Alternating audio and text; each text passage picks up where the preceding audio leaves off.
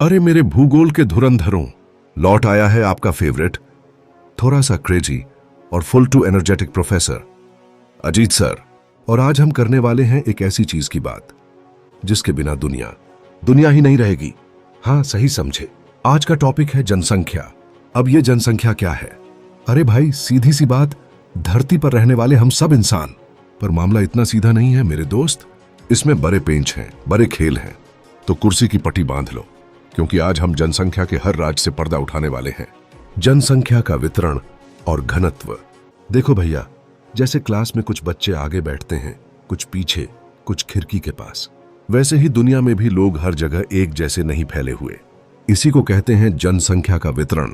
मतलब दुनिया में कहां कहां कितने लोग रहते हैं। अब देखो, कुछ जगह तो ऐसी हैं जहां लोग मक्खियों की तरह भिन भिनाते हैं, जैसे अपना एशिया, यूरोप। और कुछ जगह ऐसी हैं जहां बंदा अकेला गाना गाता फिरे, कोई सुनने वाला नहीं, जैसे बड़े बड़े रेगिस्तान, बर्फीले इलाके या घने जंगल। क्यों? अरे भैया, जहां रोटी, कपड़ा, मकान और थोड़ा सा नेटवर्क अच्छा मिलेगा, लोग वहीं तो बसेंगे ना। अब आता है जनसंख्या घनत्व। इसका मतलब है एक वर्ग किलोमीटर के छोटे से डब्बे में कितने लोग ठूंसे हुए हैं। इसका सिंपल सा फॉर्मूला है कुल जनसंख्या, कुल क्षेत्रफल।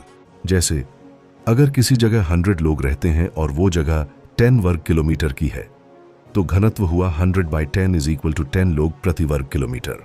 अब सोचो, मुंबई की लोकल ट्रेन का घनत्व क्या होगा? दुनिया में सबसे ज्यादा घनत्व वाले इलाके कौन से हैं? दक्षिण पूर्वी एशिया, भारत, चीन, बांग्लादेश, पश्चिमी यूरोप, उत्तर पूर्वी अमेरिका। यहां इंडस्ट्री है, खेती है, मौके ही मौके। और कम घनत्व वाले? अरे वही जहां जीना मुश्किल हो, सहारा रेगिस्तान, अमेज़न के जंगल, कनाडा और रूस के ठंडे इलाके। जनसंख्या वृद्धि के निर्धारक और माप। अब सवाल यह है कि किसी जगह की जनसंख्या बढ़ती या घटती क्यों है? इसके पीछे हैं 3 बड़े खिलाड़ी। ये हैं जनसंख्या वृद्धि के निर्धारक, और इन्हीं से हम वृद्धि को मापते भी हैं। बर्थ रेट, ये है खुशियों की घंटी। मतलब एक साल में प्रति 1000 लोगों पर कितने नए बच्चे पैदा हो रहे हैं। अगर जन्म दर ज्यादा तो जनसंख्या बढ़ेगी। सिंपल, इसको मापते हैं जीवित जन्मे बच्चे बाय कुल जनसंख्या गुणा 1000। डेथ रेट, ये थोड़ी दुखद घंटी है, पर है तो सच्चाई। मतलब एक साल में प्रति 1000 लोगों पर कितने लोग ऊपर वाले को प्यारे हो गए। अगर मृत्यु दर कम तो जनसंख्या बढ़ेगी, अगर जन्म दर ज्यादा है तो। इसको मापते हैं मृत्यु वालों की संख्या बाय कुल जनसंख्या गुणा 1000। सोचो, अगर किसी जगह जन्म दर 20 है और मृत्यु दर 8, तो प्राकृतिक वृद्धि कितनी हुई? 20 - 8 = 12 प्रति 1000। मतलब आबादी नेचुरली ब्याच रही है। माइग्रेशन, यह है घर बदलने का खेल। मतलब लोगों का एक जगह से दूसरी जगह जाकर बस जाना। इसके बारे में हम अभी डिटेल में बतियाएंगे। अगर किसी जगह बाहर से लोग ज्यादा आ रहे हैं, इमिग्रेशन, आप्रवास, और वहां से कम लोग जा रहे हैं, तो भी जनसंख्या बढ़ेगी। तो जनसंख्या वृद्धि का असली फॉर्मूला क्या बना? वास्तविक वृद्धि दर = जन्म दर माइनस मृत्यु दर प्लस आप्रवास माइनस उत्प्रवास, यानी natural growth plus net migration. क्यों? है ना लॉजिकल? जैसे तुम्हारी क्लास में नए एडमिशन हो और कुछ बच्चे टीसी लेकर चले जाएं। अब जरा गोता लगाते हैं प्रवास की दुनिया में। माइग्रेशन का सीधा मतलब है जब इंसान अपना बोरिया बिस्तर उठाकर एक जगह से दूसरी जगह कुछ समय के लिए या हमेशा के लिए रहने चला जाए। जैसे गांव का मुन्ना पढ़ाई या नौकरी के लिए शहर आ गया। Types of migration. Internal migration, यह है देश के अंदर ही गोल गोल घूमो। मतलब एक ही देश की सीमाओं के अंदर एक जगह से दूसरी जगह जाना। गांव से शहर, चलो शहर की ओर जहां मौके हैं घनघोर। शहर से गांव, भागो रे भागो शहर की भीड़ से। शहर से शहर, इस शहर में दिल नहीं लगा, चलो दूसरे शहर में किस्मत आजमाई। गांव से गांव, इस गांव की मिट्टी रास नहीं आई, पड़ोसी गांव में खेती करेंगे। अंतरराष्ट्रीय प्रवास, यह है 7 समंदर पार। मतलब एक देश को छोड़कर दूसरे देश में जाकर बस जाना। जैसे कोई इंडिया से कनाडा चला गया या अमेरिका से कोई इंडिया आ गया। आप्रवासन, जब कोई व्यक्ति किसी नए देश में आता है, जैसे कोई कनाडा में आया। उत्प्रवासन, जब कोई व्यक्ति अपने देश को छोड़कर जाता है, जैसे कोई इंडिया से गया। अब लोग घर बार क्यों छोड़ते हैं? इसके पीछे 2 तरह के फैक्टर काम करते हैं, धक्का और खिंचाव। प्रतिकर्ष कारक, ये वो बुरी वजहें हैं जो लोगों को अपनी जगह छोड़ने पर मजबूर करती हैं। भागो यहां से, जान बचानी है।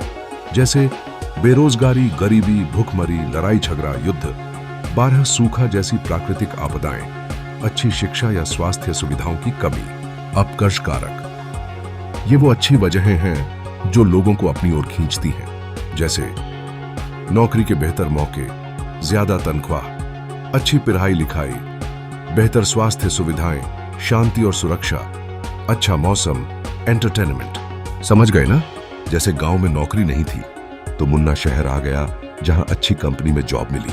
और अब जनसंख्या का एक्स रे, आयु लिंक पिरामिड। अब ये क्या बला है? अरे ये है जनसंख्या का हेल्थ कुंडली या बायोडाटा।